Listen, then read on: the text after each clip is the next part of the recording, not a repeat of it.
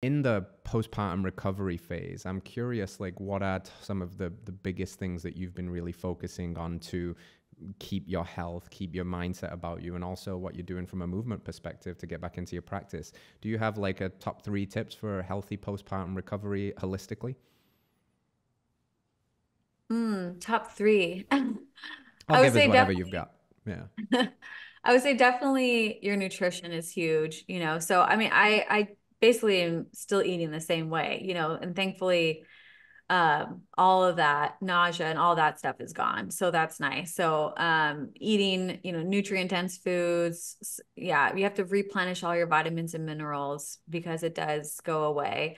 I remember I was hearing about all these women who were like losing all their hair. Hmm. And I was like, oh wow, I actually haven't had any hair loss. I was like thinking about that. And so I think it's because, I'm eating this way. And so I have bone broth every day, taking the liver, all that is like so important, especially now that I'm breastfeeding, so just making sure that my nutrients are staying up. Um, Also movement. I mean, yeah, movement. I walk every day for sure. I always get out for a walk no matter what. That's like my number one thing, especially since I am mainly just home all the time with the baby. Just getting out for that walk is just everything. I look forward to it every day. It feels so nice to be in the sun. So sometimes I'll put her in the bassinet or I'll just carry her Mm-hmm. in the carrier and she falls asleep. And then I found out a way to breastfeed in the carrier. It's like such a game changer. And I'll Life do it hacks. even on my walks and no one can even see.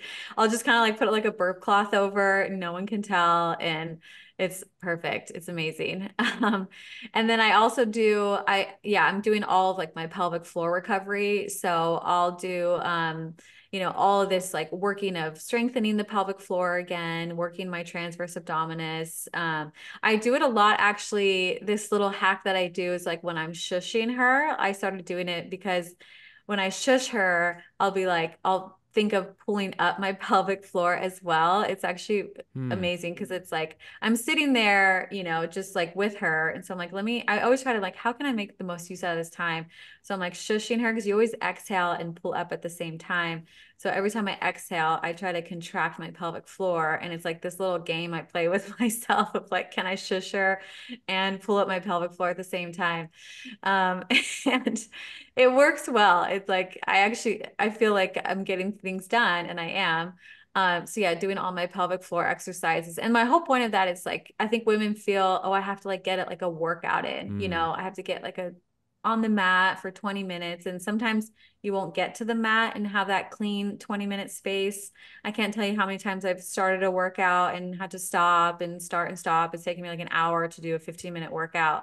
But so if you can squeeze it in during your time, I think that'd be amazing, especially with the pelvic floor to make you feel like all bringing all those muscles back together and bringing the strength and the blood flow. Blood flow is huge for recovery, right? So that's why the walks are so good. You Hmm. just need like that blood flowing. So yeah, I would say like movement is huge. Getting outside is huge. And then just, I think mentally, reframing some things like my life, like this is just the most important job I have right Hmm. now, is her. And my days aren't what they used to look like. My productivity is not what it used to look like. And that's totally okay. And this is the season of life that I'm in right now. And I always think, one day they're not going to need us like Mm-hmm. this. She's going to grow up one day and I remember when I was a teenager, in high school, I wanted nothing to do with my parents, So Mm-hmm. one day she's going to get to that point and want nothing to do with me. And she's going to be so into her friends, and that's fine. And that's how life goes. But just thinking about that, it's like, oh, yeah, let me just like treasure these moments right here that I have with her. Hello, friends. If you enjoyed that clip, then you can watch the entire thing by heading to this link over here, or you can find us wherever you find podcasts by searching Radical Health Radio. If there's value here, please hit that like button. Let us know in a comment what your biggest takeaway was, and hit subscribe. Support the show as we support you. We'll see you soon.